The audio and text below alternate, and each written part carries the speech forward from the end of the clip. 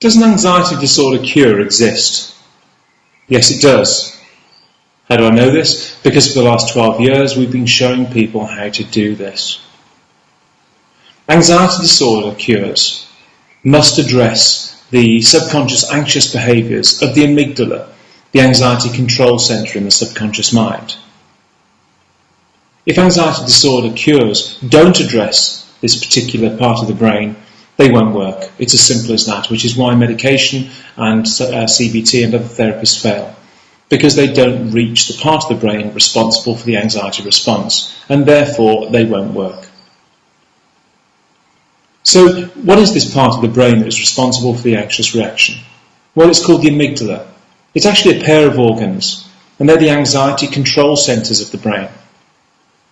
The way they work is that your sensory organs, your eyes, your ears, your nose, your mouth and your skin feed back data about your environment to the amygdala in order for it to decide about whether or not there is a threat present in your environment that requires activation of the flight or fight response.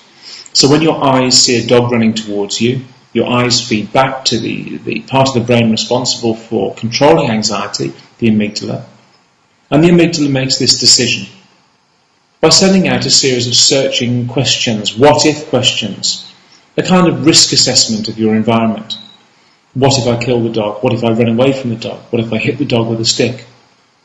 Now, when there's a real fear present, like a dog, for example, this is completely appropriate and the questions are appropriate and make sense. But in anxiety disorders, it doesn't make sense, because you could be sat at home with your children and wife watching television, and all of a sudden you get a what-if thought. What if I do this? What if I harm one of my children? What if I kill my wife? What if I pass out? What if I die?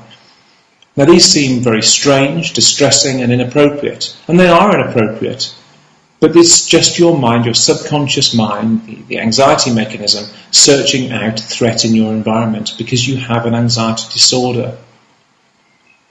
Now obviously what we must do is address this behaviour in the subconscious mind in order to undo it and remove it, so that you stop having these thoughts, you stop having all of the sensations and symptoms that you experience in anxiety.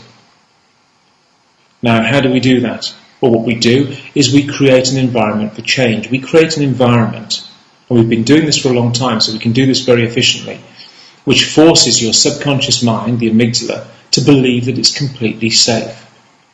So we ask your sensory organs, your eyes, your ears, your nose, your mouth and your skin to feed back data that you are safe.